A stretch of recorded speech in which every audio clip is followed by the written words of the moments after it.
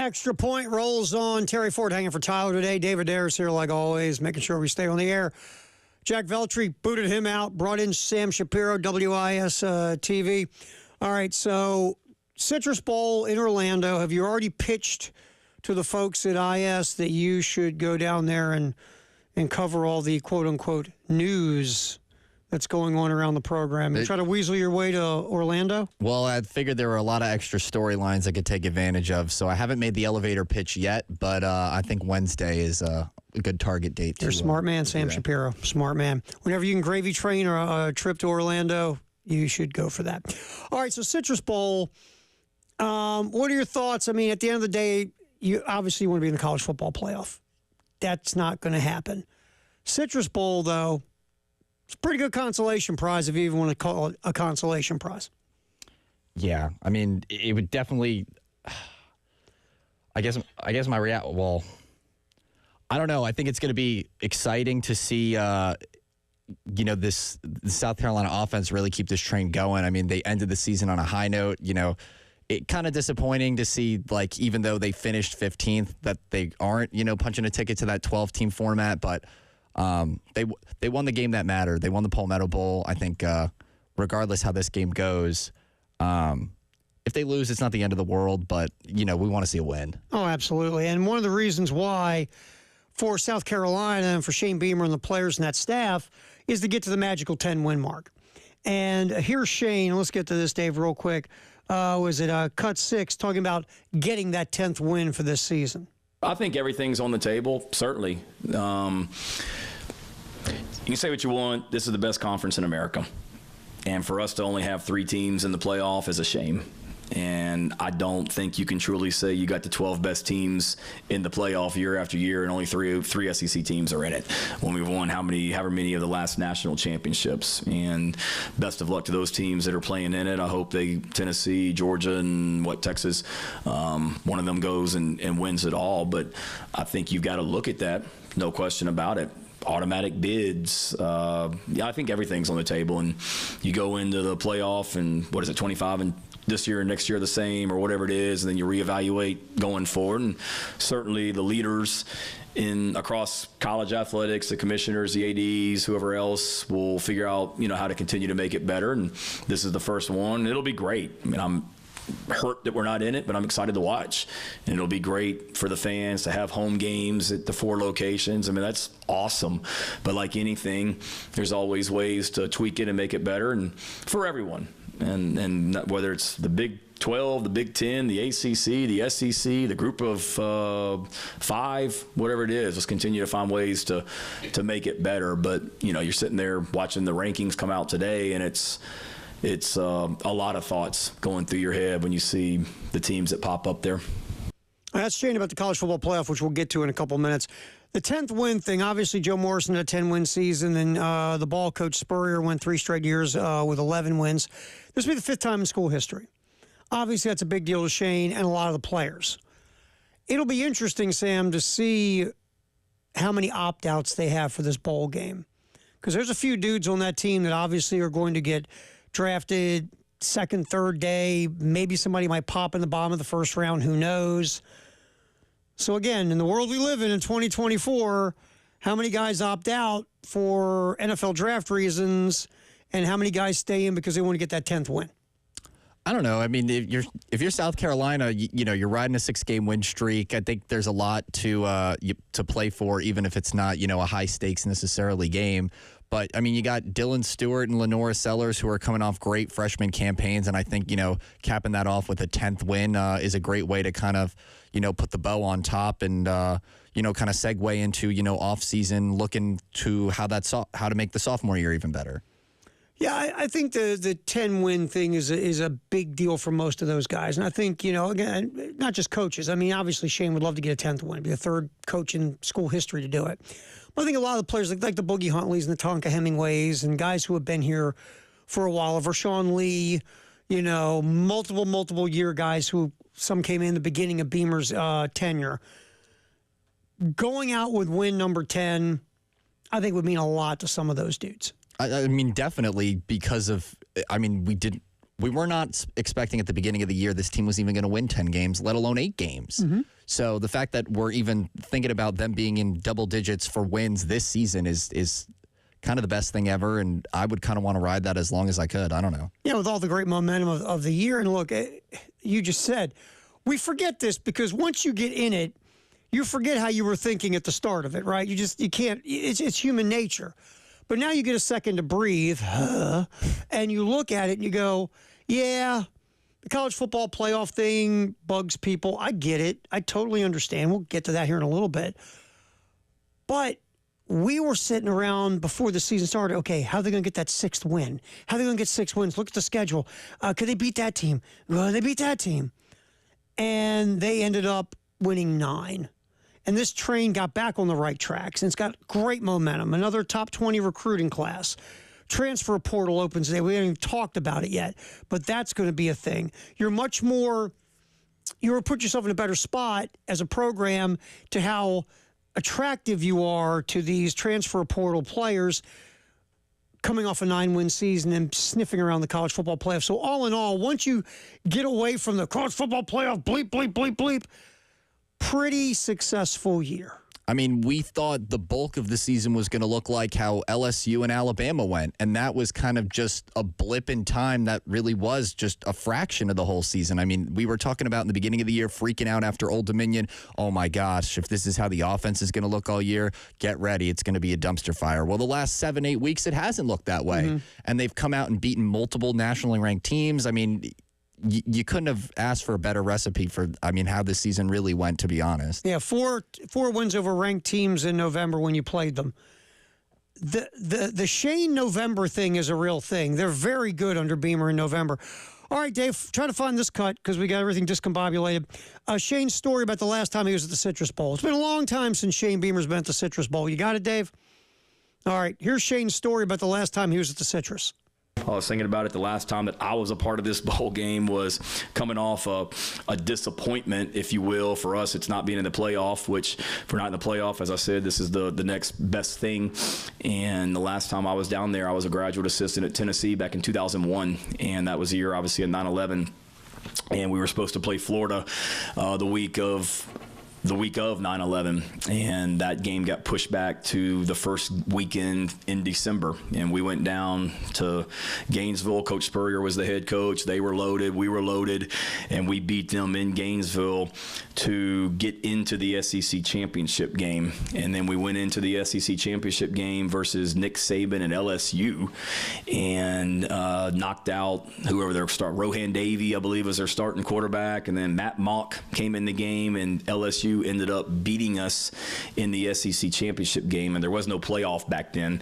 So if you won the game, you were going to the national championship, and we were going to play Miami in the Rose Bowl, and we lost to LSU. And Coach Fulmer will tell you that's probably the toughest loss he ever had as the head coach at Tennessee. But we were then invited to go to the Citrus Bowl, and we played Michigan in Orlando to finish out the 2001 season, won that game convincingly over Michigan, and finished the season the right way. That's his story. Back when he was at Tennessee, way back in his early coaching career, Phil Fulmer was still the head coach at Tennessee. They had a shot to win the SEC championship game, got beat by the LSU squad that eventually won the national championship. And, yeah, that's the last time he was at the Citrus Bowl, man. Long time ago. You were probably in diapers. Oh, jeez. So, Shane back there and South Carolina hasn't been there in a minute as well. And that's why really this was a good scenario.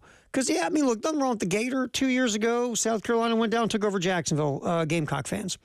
But then 2 years later, you're going to go back to the Gator. You're like, yeah, okay, well, I'm not as stoked as I was a couple years ago. So you get to go to Orlando in really the best non-playoff bowl game, especially for the SEC. So all in all, you made out pretty well. Yeah. I mean, you can't be upset. You got a pretty good bowl appearance. The only thing you'd probably be a little bit upset about is you miss that 12-team format, kind of just outside. And it's frustrating when you see Clemson kind of make it, especially because, you've kind of finished the season beating them. Mm-hmm. You went to their house and beat them. Yeah. And they're in the playoff and you're not. Yeah. And again, I'm sure Dabo is sending stuff to Syracuse and Fran Brown every day. Thanks, Fran. Appreciate you. Thank you very much. But that's what give Clemson credit. They took advantage of backdooring their way into the ACC championship game by beating SMU, and now they're in the college football playoff. So you should be sending him some grits and hush puppies. Give him a little Southern thank you. They definitely don't have hush puppies or grits up in Syracuse. I wonder if, Fran, probably not a lot of grits and hush puppies in Syracuse, New York. Yeah, probably not. Especially the grits. Not really happening in Syracuse. All right, so South Carolina in the Citrus Bowl versus Illinois. And let's get this cut real quick, Dave, as we throw you a curveball. Shane talking about he hasn't seen much of the Illini. My sheet says cut 3, Dave. We'll see. Really haven't seen them a lot, David. I watched a little bit of their game, either in a hotel or at home when they played Oregon. Maybe saw some of that game.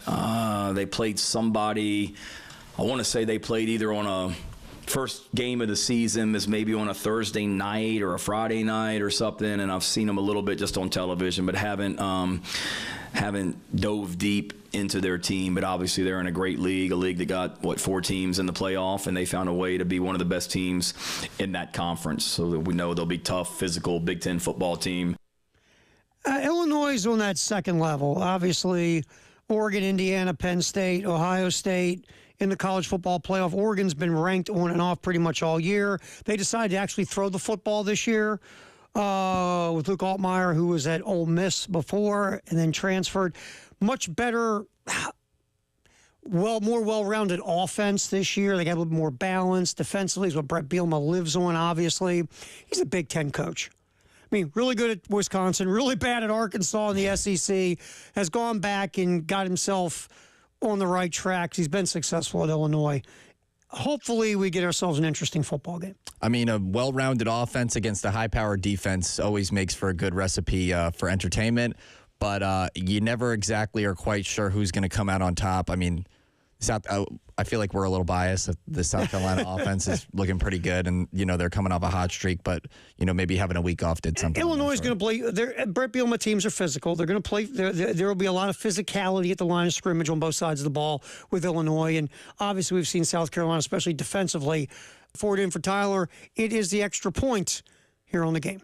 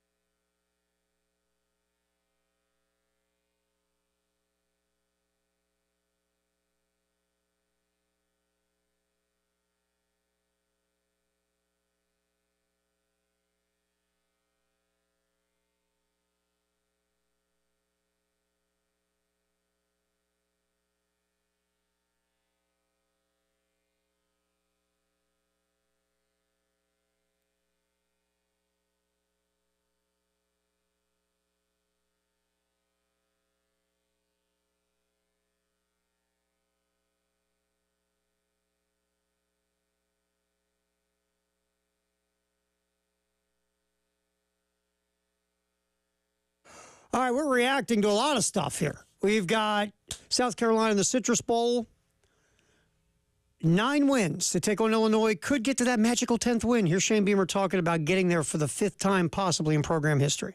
It's very important for sure. It's one thing that we talked about as a team last week after what happened on Tuesday night, that if the playoffs don't happen, we compete around here, and the next opportunity we get to compete will be to go win a 10th game potentially, which has only been done 4 times since 1892, and really be add your name to the legendary teams around here at the University of South Carolina.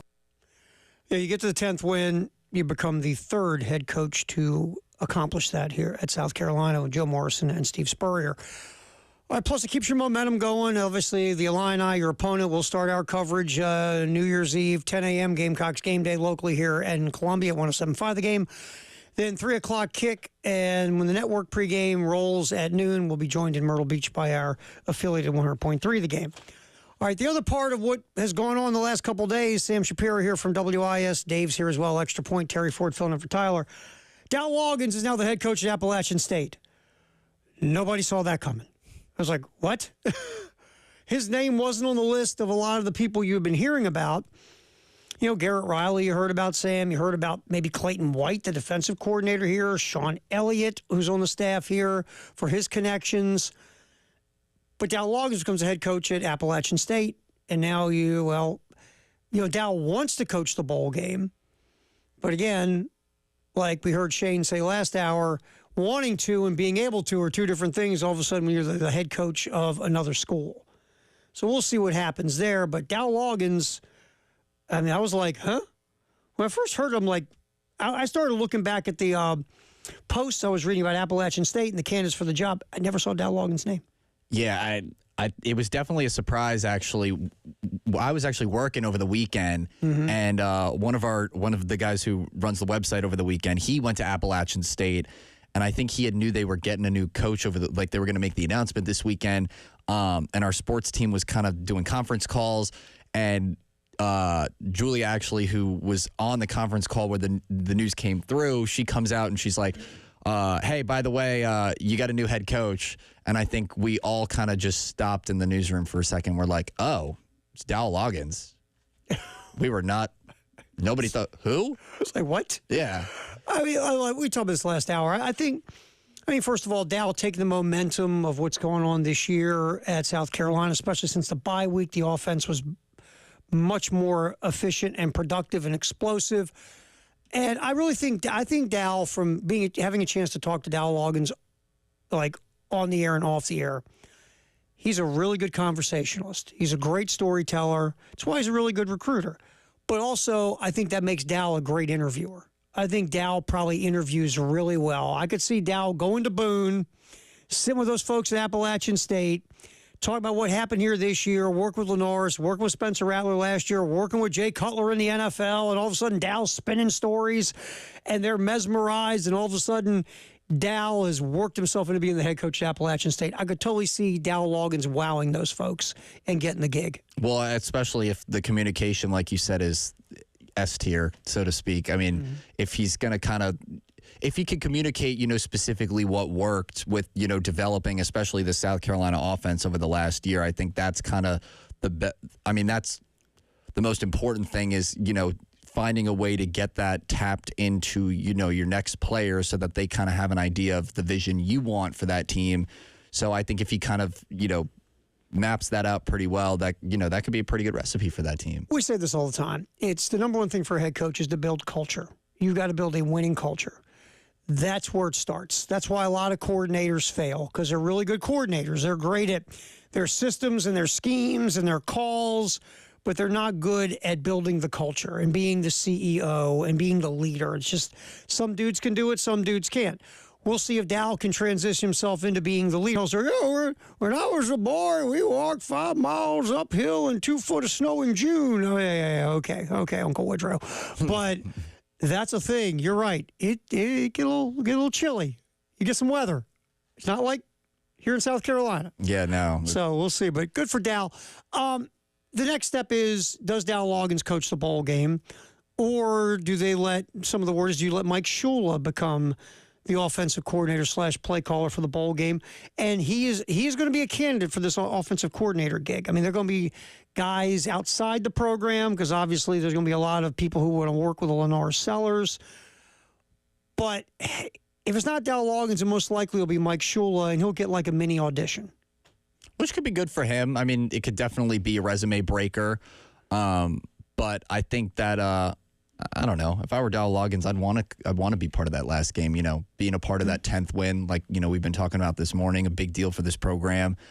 Being a part of that, I think, would be really cool. But I could also see both sides of it. Giving Shula kind of an opportunity to show what he could offer this offense going into next year, and then maybe putting out some brainstorming ideas for this offseason. I think Dow wants to do it, right? I mean, you want to finish it up, but now you're a head coach. Now there's expectations of the people who now have hired you, who are going to pay you the salary they're going to pay you, which is a nice 7-figure living.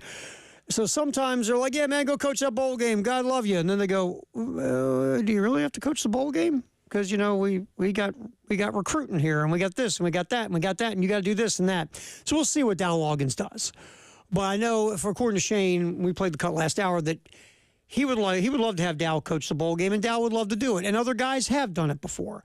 And Shane went on the list of guys who stayed and coached a bowl game like a Dan Lanning or a Kirby Smart or whatever the case. We'll see. But it wouldn't be bad if Mike Shula gets a step in there. And now, a guy with a lot of experience and a large resume himself, you give him okay, man, go take it for a couple weeks and let's see what's up. Because you can keep continuity. It's like taking the Porsche out for a joyride. All right, you can test it, but if you scratch it or you mess it up. Yeah. Would you let anybody take your Porsche on a joyride? Seriously. Maybe my brother, but I don't No, you would not let your brother. You would not. You might love your brother. There's no way you let your brother drive your Porsche. Yeah, maybe not. I don't know. Now, if you got like a Toyota, no offense, I love Toyotas. I've had them. If you got a Toyota like a RAV, yeah, go ahead and drive the RAV. I've let my brother drive my Mazda. See, it's a Mazda. No offense. I've had Mazdas. I've had Protege. It was a great car. But you wouldn't let him drive your Porsche. Probably not. No. It was a good analogy, but there's no way you're letting him drive. Nobody in my family would drive my Porsche if I had one. I wouldn't let my kids get in the car. You can't even look at it. No. Stay away from my Porsche, punks. Sam Shapiro, WIS-TV, hanging out with us. We were talking, obviously, a lot of Gamecock stuff. College football playoff happened yesterday. We'll get Sam's thoughts on the mess that is the College Football Playoff Committee. Extra point. Terry Ford in for Tyler. Sam Shapiro's here from WIS-TV. David Dare as well. Oh, I want to, real quick before I forget, Dave. Tomorrow on the postgame show at 3 o'clock, still athletic director at the University of South Carolina, Ray Tanner, will jump on with Jay and Elijah. That's 3 o'clock tomorrow on the postgame show right here on The Game.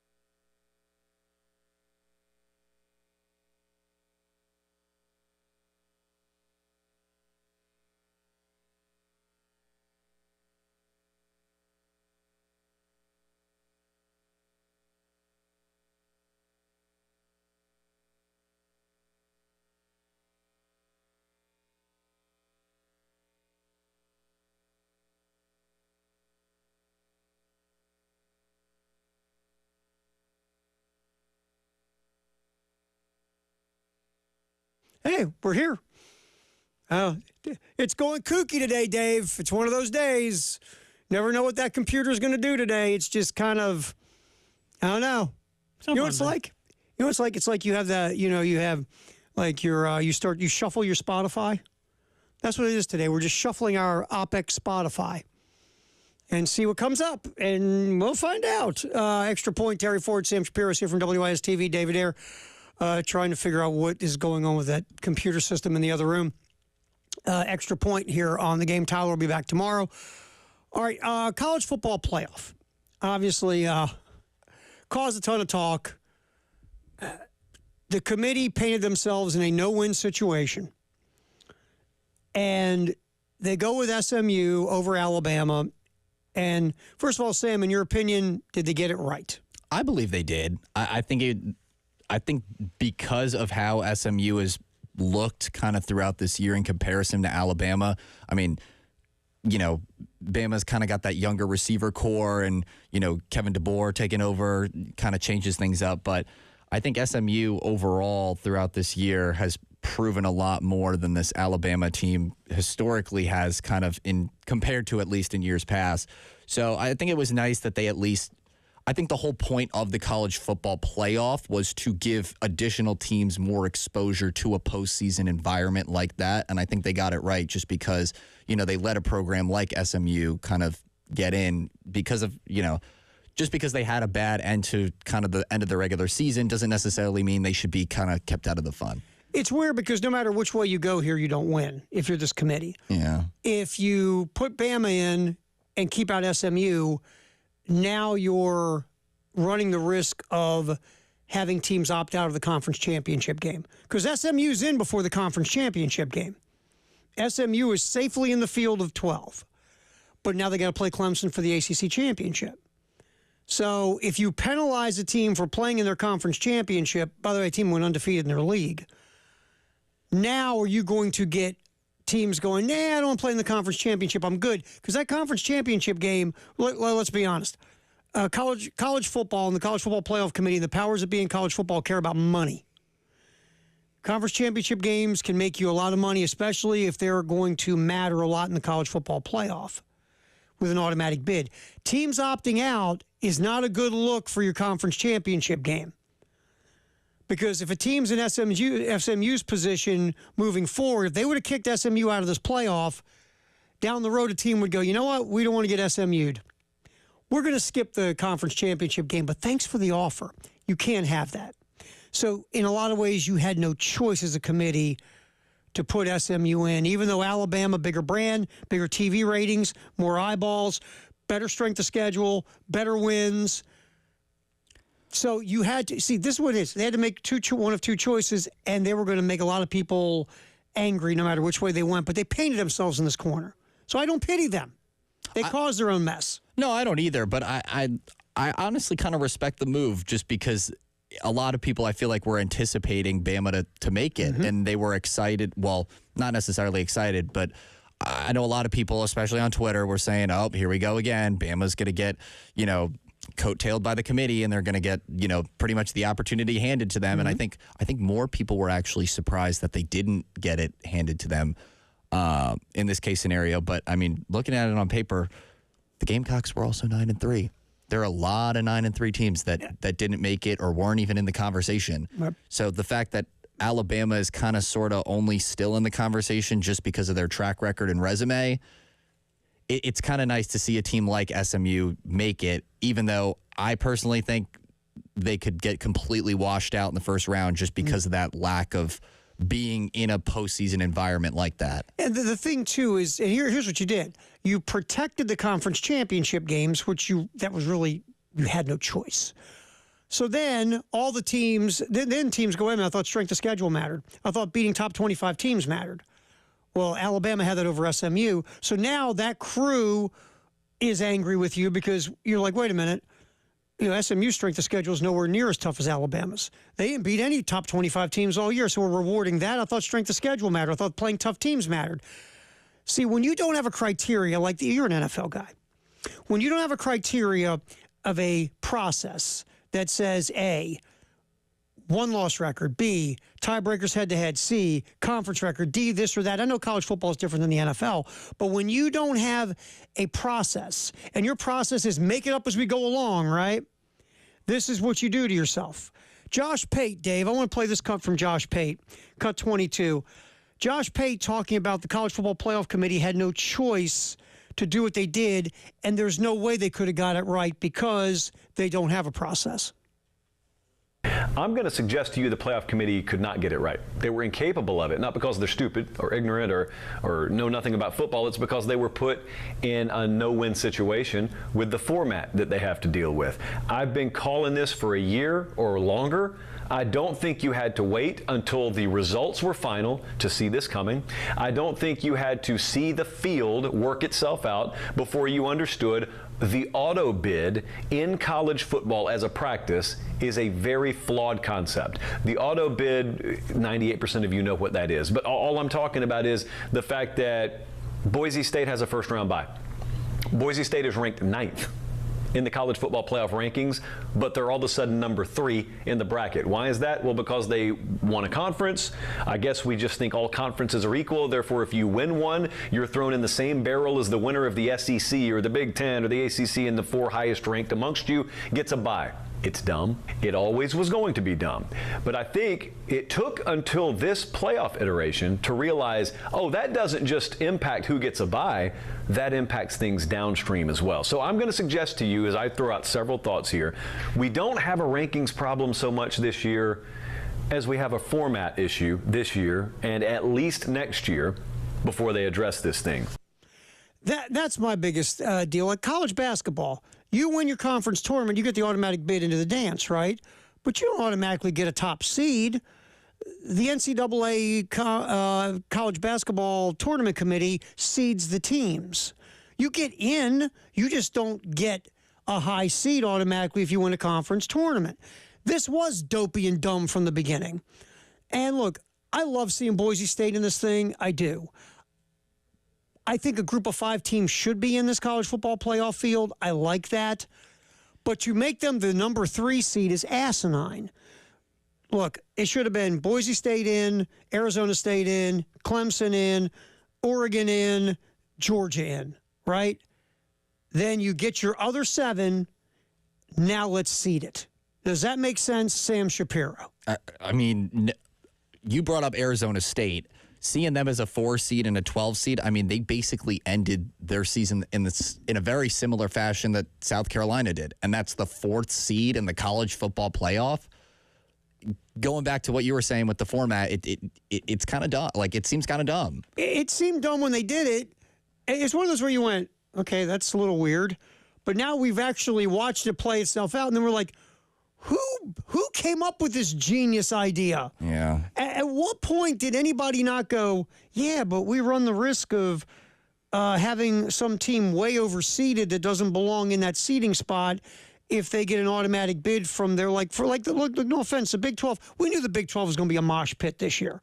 Nobody's surprised at what happened in the Big 12. Arizona State was picked last. They won the Big 12 championship. It's a great story. Should they be the number 4 seed in the college football playoff? Absolutely not. So again, what were we all thinking? These are supposed to be people smarter than us. And this is what they did. And hopefully they course correct this because it needs to be tweaked. And you need to see just after you get everybody in, then seed the baby. Yeah, I think the conference championship getting that top 4 seed was a bit much because, I mean, kind of just looking at the 4 seeds right now, I wouldn't put Boise State or Arizona State over at least Texas, Iowa State, Indiana, or Penn State. But I definitely think that both of them still make valid cases to argue for being in that 12-team format. Sure. I would put them more maybe at not at least 9, 10, 11 ballpark, but not 3 and 4. Right. I mean, you're in because you won your conference championship game. You got the automatic bid. Welcome aboard. Now we're going to seed it, and we're going to make it make sense. Because, again, yes, Boise State and Arizona State, great stories. Love to see them in. Shouldn't be seated ahead of, like, a Texas or an Ohio State. So, yes, that's just like, really? That's what we're doing? So that's something that's got to get tweaked. All right, extra point. Terry Ford in for Tyler. Sam Shapiro's here from WIS TV. Do not forget that we still have Lawyer Lisa going, Dave. We're taking it through the bowl game. No one's won the money yet. We're up to $1,200 right now. We'll see where it goes from there. But if you have not qualified yet, go to 1075thegame.com. Look for the little flippy thing at the top. When you see Lawyer Lisa Special Teams Contest, click on it. If South Carolina scores a special teams touchdown in the Citrus Bowl, the next day we have shows, local shows at 7:30 on the early game, we will be drawing a winner of the cash from our good friends at Lawyer Lisa and here at the game. All right, so college football playoff deal. We've kind of gone over it a little bit, where it's at. Conference championship games were fun over the weekend. Let's get into those next. It's a not the halftime show. That's me later. It's the Extra Point. Terry Ford in for Tyler. Sam's here from WIS. Dave's here too on the game.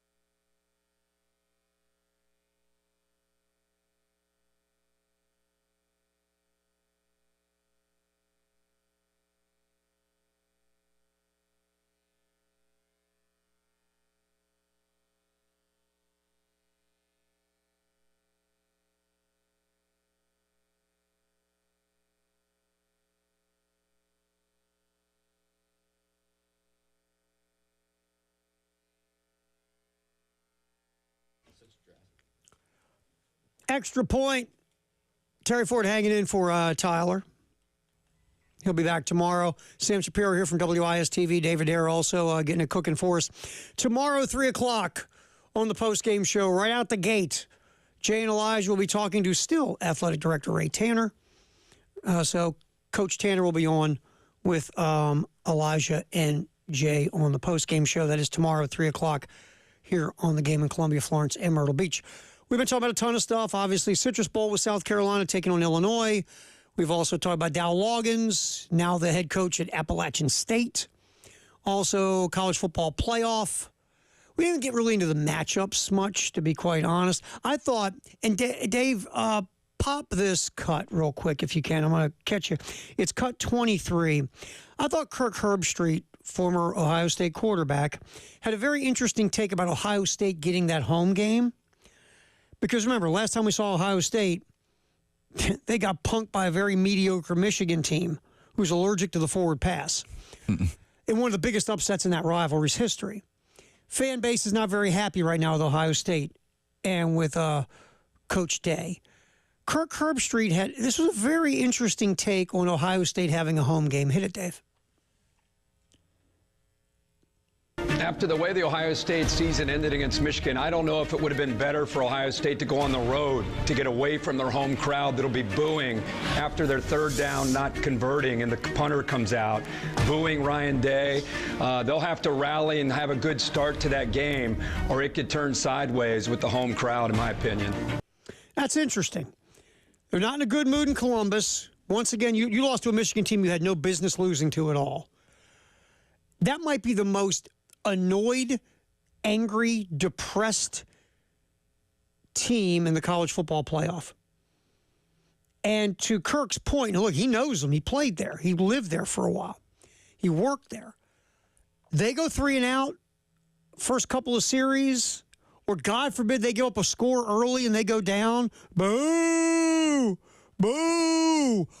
Your home crowd turning on you in a college football playoff game if you don't get off to a good start. So I actually didn't realize how this really has played, like how this typically plays out with family. My cousin goes to Ohio State. She was at the game at Michigan last weekend, and the text she was sending me before the game versus the text I got after the game were like, it was miserable. They were terrible. Like it went from going, they're the greatest program on earth to they are the worst program on earth. Yeah. And it's unbelievable to see your own fans kind of turn on you just after a couple bad drives. I mean, they should have squandered that Michigan team. No, they should have crushed them. They should have squandered them. And so I just think if they don't at least squander Tennessee or don't at least show inklings of squandering them, at least from the jump, it's going to be real bad. Man, Tennessee could get them, man. I mean, Tennessee plays really well defensively. They run the ball on a high level. This is not an easy walk in the park for Ohio State in their first game. All right, conference championship games. Which one was your favorite? There was some good stuff over the weekend. I liked Oregon Penn State was a good one just because Oregon kind of jumped out. I thought it was going to be over kind of at the end of the first quarter, but Penn State made it pretty exciting late in the game. They couldn't quite keep it close enough. But it was definitely an offensive battle. I think it would have been a little bit more exciting if Penn State went toe-to-toe with them earlier in the game, because I think Oregon was up maybe 20 points like around halftime. Yeah, Oregon got up big, and then Penn State mounted a comeback. Penn State's a good second-half team. Yeah. And offensively, they're different since they brought in their new offensive coordinator from Kansas. They do a lot of creative stuff. But I tell you, Oregon's defense got run over as that game went on. Penn State was running the football really well. So when Oregon gets whoever they get in this college football playoff, they better hope they don't get a physical run team, because that again, Oregon's offense is fabulous. But defensively, I mean, they got worked a bit by Penn State as that game went along. But it was a good game. Look, James Franklin, again, does not win a big game. Big game, James falls short again. But Penn State's interesting. I don't know what they're probably going to get beat in the first game, but I gave them more props at the end of that game against Oregon than I was giving them going in. I thought Oregon was going to boat race them, and Penn State hung in there pretty well. I was just hoping it was going to be a competitive game. I mean, Oregon kind of had control early on. I know Tez Johnson was an absolute stud. He made Dylan Gabriel look a lot better, in my opinion, than he actually is. But he was running all over that defense. I mean, was catching slant routes, was getting like 20, 30 yards. I mean, I was actually watching the game with a bunch of Penn State fans. The amount of "I hate that" guys we heard the entire game.